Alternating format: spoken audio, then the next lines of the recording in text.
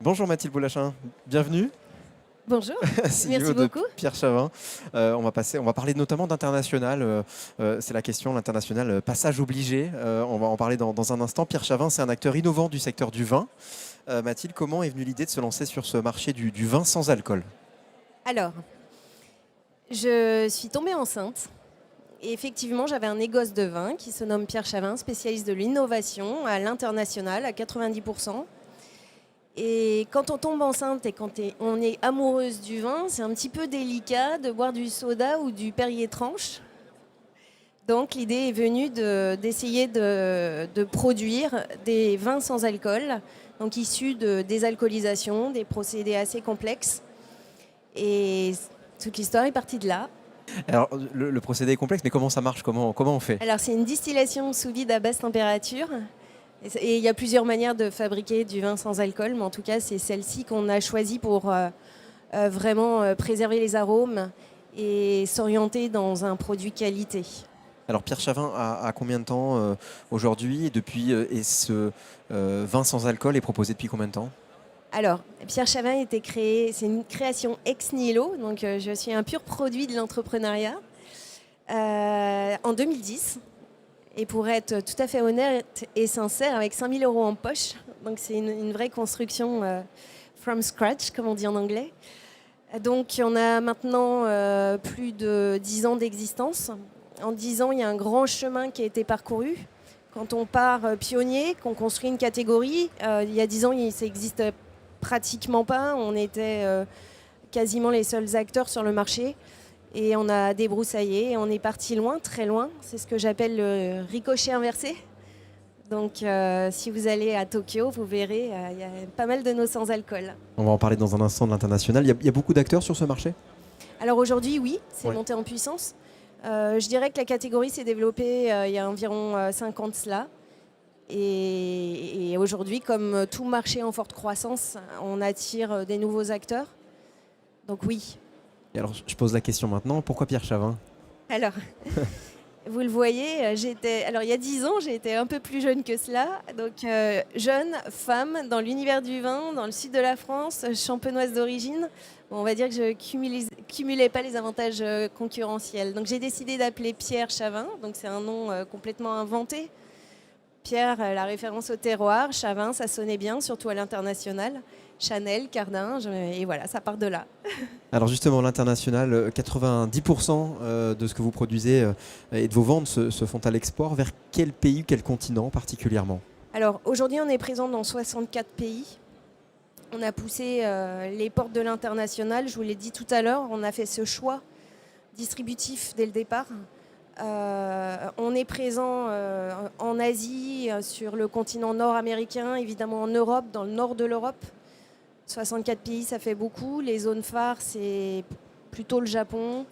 On est assez présent également Canada, Allemagne, Suède, en passant par tout un tas de pays qui forment un vaste terrain de jeu.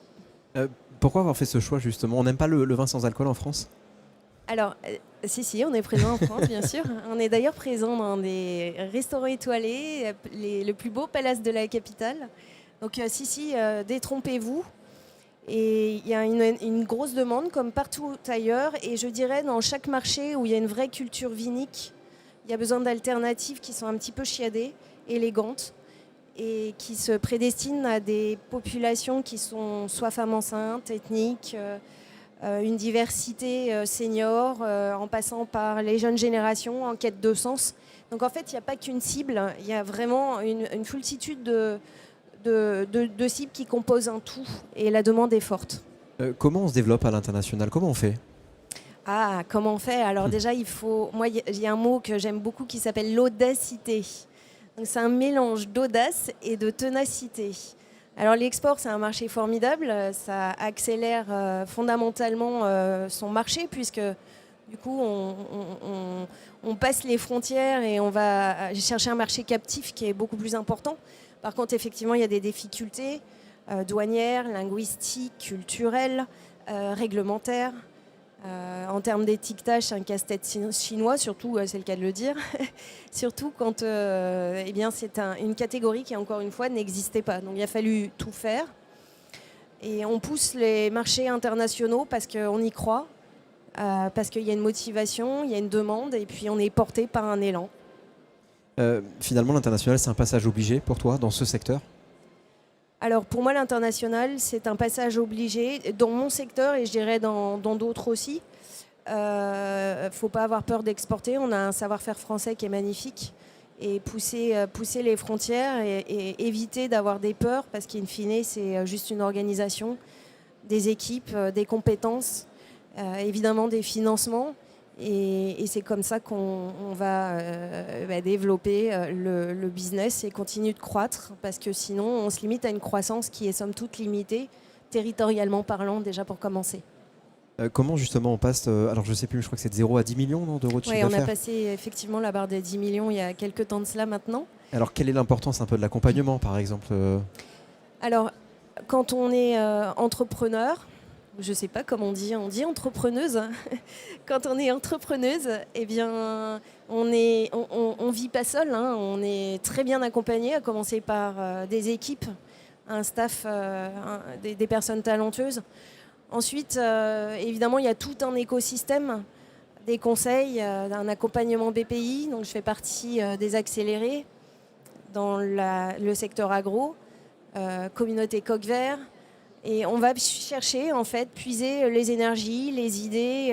La communauté est évidemment extrêmement forte. C'est important d'aller voir ses pairs, PAIRS, pour essayer de continuer de phosphorer dans la bonne direction avec les énergies qui vont bien. Comment on construit son réseau au fil des années? Ça passe par quoi? C'est un travail de fourmi. Oui. On le fait petit à petit. Et puis on rencontre c'est aussi une histoire de rencontre. Donc on le fait graduellement. Et c'est indispensable. Seul, on n'est rien. Accompagné, on va beaucoup plus vite. Combien de salariés aujourd'hui? Une vingtaine? On a une vingtaine de collaborateurs.